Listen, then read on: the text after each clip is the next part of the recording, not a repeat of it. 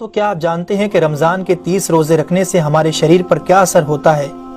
اس پر جاپانی سائنسدان نے ایک بڑی کھوج کی ہے جس کا جاننا ہر مسلمان کے لیے بے حد ضروری ہے۔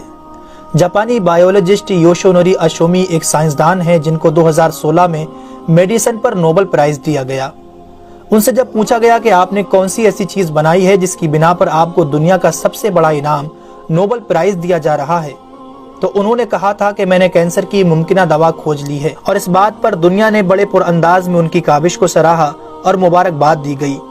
اس کے بعد ڈاکٹر یوشینوری اشومی نے کہا کہ میں نے کینسر کی دوا نہیں بلکہ کینسر سے بچاؤ کا حل تلاش کر لیا ہے۔ تو لوگوں نے ان سے پوچھا کہ بتائیے ایسا کیا کیا جائے کہ کینسر جیسے خطرناک مرض سے بچا جا سکے؟ تو انہوں نے کہا کہ جب ہم بھوکا رہتے ہیں تو ہماری باڈی میں موجود غذائیت ختم ہونے لگتی ہے، جس کی وجہ سے جسم بھوک محسوس کرتا ہے۔ اگر اس بھوک کے دوران جسم تک کھانا نہ پہنچے تو ہمارا جسم بھوک کی شدت کی وجہ سے اپنے اندر موجود ان زہریلے سیلز کو کھانا شروع کر دیتا ہے جو کینسر کا سبب بنتے ہیں۔ اس عمل کو میڈیکل کی لینگویج میں آٹوفیگی کہا جاتا ہے۔ اگر آپ چاہتے ہیں کہ آپ کا جسم ایسے بیمار سیل سے پاک ہو تو آپ کو بھوکا رہنا چاہیے۔ جب ایسے سیلز مرنا شروع کر دیتے ہیں تو کینسر کا پرسنٹیج کم ہو جاتا ہے۔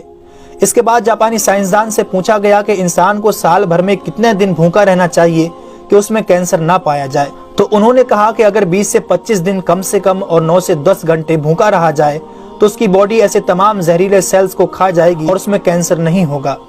اے میرے پیارے رب کریم، آج ہمیں سمجھ آیا کہ مومن پر روزے کیوں فرض کیے گئے، اور آج مجھے اس احادیث پاک کی بھی سمجھ آ گئی جس میں آپ صلی اللہ علیہ وسلم نے فرمایا کہ ہر شے کی زکوٰۃ ہے اور جسم کی زکوٰۃ روزہ ہے۔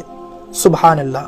میں قربان جاؤں ایسے سچے دین پر جس نے عبادت کے اندر بھی بیماریوں کا علاج رکھا ہے۔ دوستو، اسلام وہ دین فطرت ہے جو زندگی کے ہر شعبے میں راہ اعتدال کی تعلیم دیتا ہے۔ اس لیے آج نہ صرف مغرب میں زیادہ کھانے کو ناپسند کیا جاتا ہے بلکہ اسے انسانی صحت کے لیے بھی نقصان دہ سمجھا جاتا ہے۔ اللہ تعالیٰ نے اپنے پیارے محبوب حضرت محمد صلی اللہ علیہ وسلم پر وحی نازل فرمائی، کھاؤ پیو اور حد سے نہ بڑھو، بے شک وہ حد سے بڑھنے والوں کو پسند نہیں فرماتا۔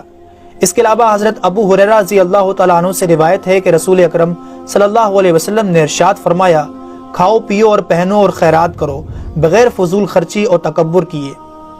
دوستو، انسان کو کھانے کی صرف تھوڑی سی مقدار کی ضرورت ہے جو انسانی جسم میں توانائی پیدا کر سکے، جتنی توانائی انسانی زندگی کے لیے ضروری ہے، اور جس سے اس کی صحت اچھی رہے اور وہ اپنی روزمرہ کی ذمہ داریاں پوری کر سکے۔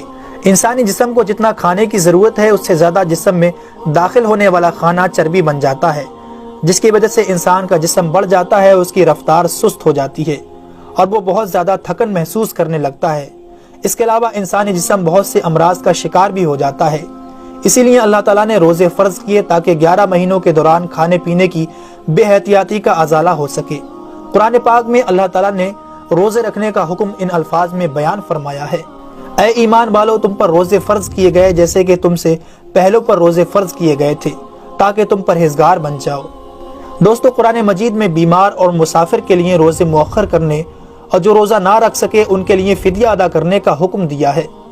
اس کے بعد روزہ رکھنے کی حکمت ان الفاظ میں بیان فرمائی، اور تمہارے لیے روزہ رکھنا ہی بہتر ہے اگر تم جانتے ہو۔ دراصل یہاں یہ بتایا گیا ہے کہ اگر تم موجودہ علم کو سمجھتے ہو تو تمہارے لیے بہتر یہی ہے کہ تم روزے رکھو، کیونکہ روزہ اپنے اندر بے شمار روحانی، نفسیاتی اور طبی فائدوں کو رکھتا ہے۔